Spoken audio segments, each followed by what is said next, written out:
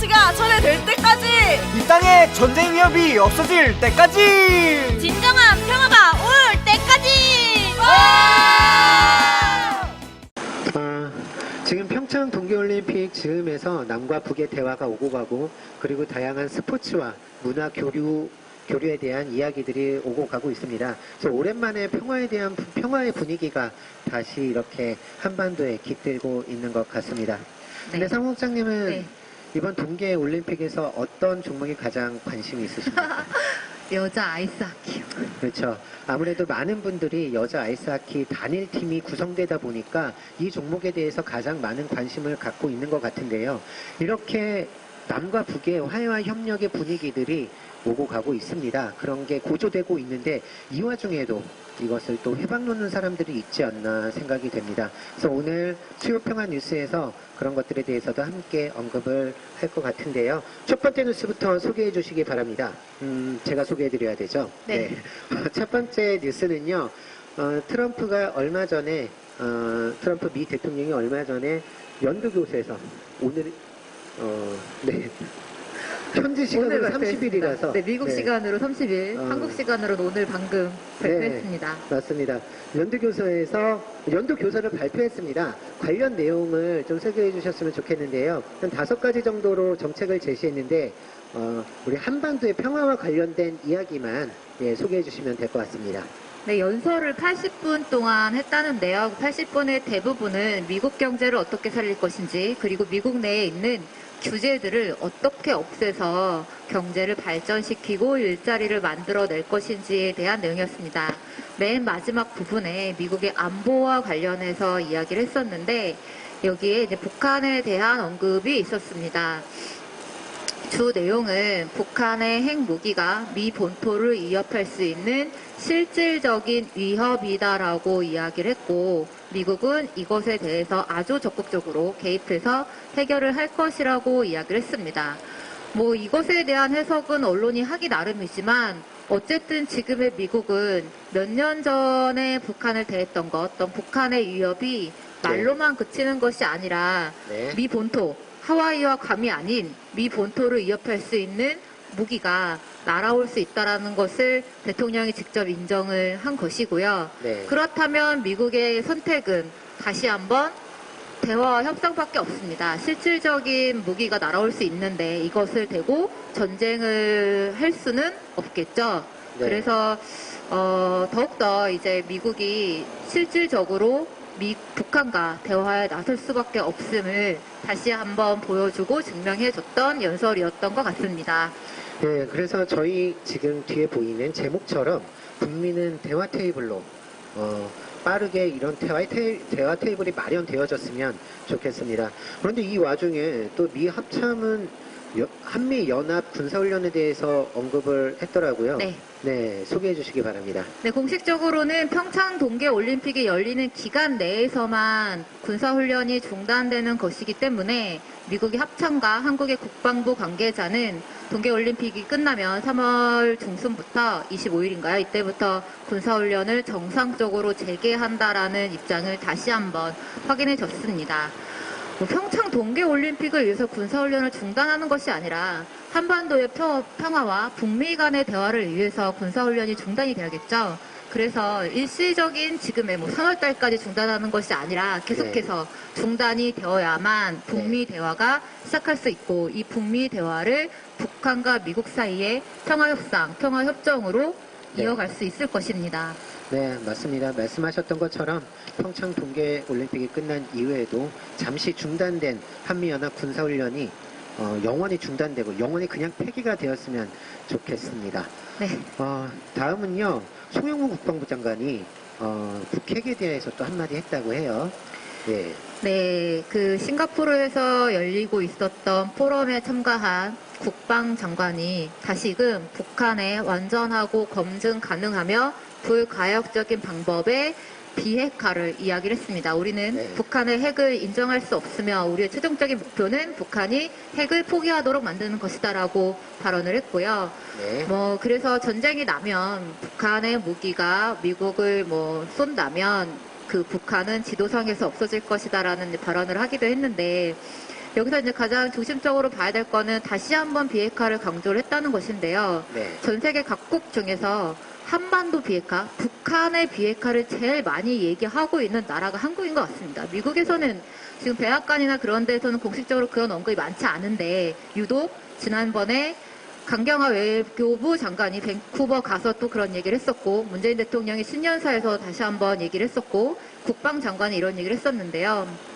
북한의 비핵화에 대해서는 북한이 받아들이지 않고 있는 상황이잖아요. 네. 그래서 지금의 한국 정부의 노력들이 평창 동계올림픽을 대박나는데 그치는 것이 아니라 네. 남북관계 개선으로까지 그래서 남북 사이에 무엇인가 대화와 교류가 시작되길 바란다면 이런 발언들과 언사들은 삼가야만 실제로 어떤 협상들이 이루어지겠죠.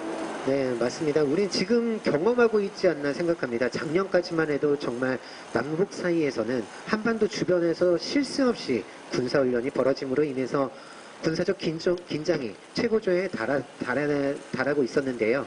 대화가 시작되니까 이렇게 또 평화의 분위기가 금방 다가오고 있는 것 같습니다. 그래서 이런 경험을 잘 살려서 후에도 계속 북미 대화로 또 이어지고 그러면 얼마나 좋을까 라는 생각도 함께 해보는데요.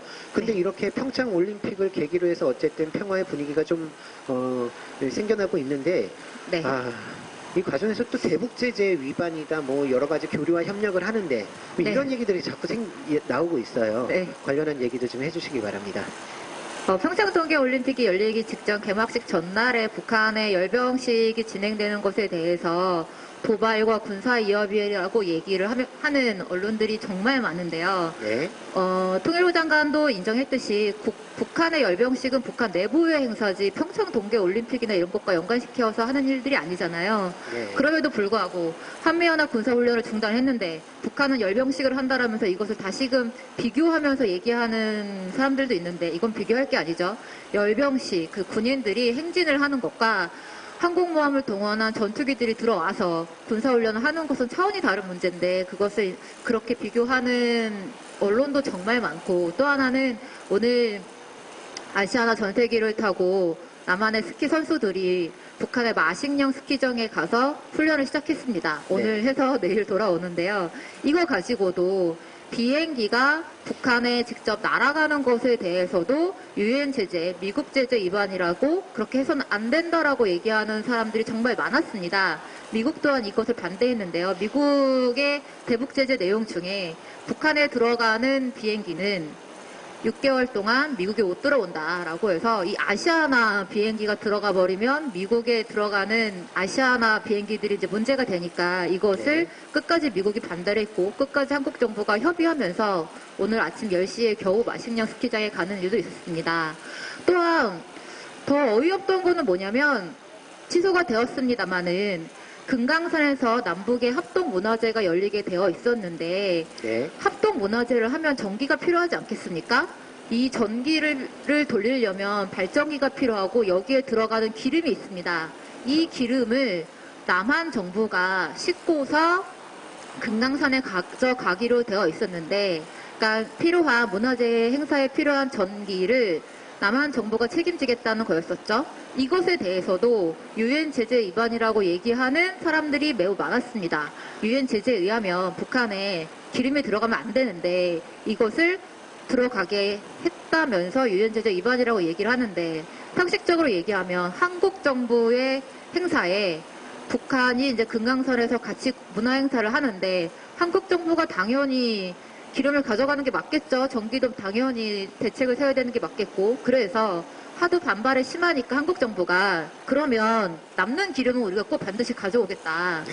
이런 식으로 얘기를 하면서 한국 정부 또한 북한과 같이 뭐 문화 행사를 하고 북한과 같이 뭐 응원을 하는 것 자체가 유엔 제재를 따지면 한도 끝도 없습니다. 이것에 대해서 유엔 제재를 운운하고 유엔 제재에서 최대한 비껴가지 않는 한에서 뭐 하겠다. 뭐 이렇게 유엔 제재를 위반하지 않는 선에서 하겠다라는 이 수세적인 입장이 아니라 당당하고 적극적이게 얘기를 해야 되는데 그러지 못하는 점이 저는 매우 답답스럽더라고요. 예, 맞습니다. 이런 교류와 협력들이 결국 한반도 평화를 위해서 굉장히 중요한 것들이잖아요. 네. 예. 그러면은 이렇게 평화를 위해서 중요한 것들을 하는데 유엔 제재 위반이다라고 한다면 이 유엔 제재 이거 자체를 없애버리는 게 맞지 않을까 그런 생각도 들거든요. 네, 그렇습니다. 네. 그래서 지금 어떻게 유엔 안보리 소집해서 없애면 안 될까라는 생각도 드는데 어쨌든 이 교류와 협력을 가로막는 온갖 언론 그리고 말도 안 되는 소리 하는 사람들 다 그 입 다물고 있었으면 하는 바람입니다. 네. 성국장님 한 주 동안 수고 많으셨고요. 네. 한마디 더 하시고 가시겠습니까? 네, 이번 일요일 날 인천 선악경기장에서 남북 아이스하키 단일팀의 평가전이 있습니다. 그 평창에서 그러니까 치르게 되는 경기 앞에 평가전을 치르는데 최초로 남북의 단일팀이 언론에 공개되고 얼마나 힘을 모아서 경기를 잘 하는지를 수천의 사람들에게 보여지는 날이 되는데요. 직접 가서 보시게 되는 분들은 가서 잘 보시고 또 언론에서 보도되는 것을 통해서 보시는 분들은 저희 단일팀을 많이 응원해 주셨으면 감사하겠습니다. 예, 고맙습니다. 다음 주에 또 뵙도록 하겠습니다. 네, 감사합니다.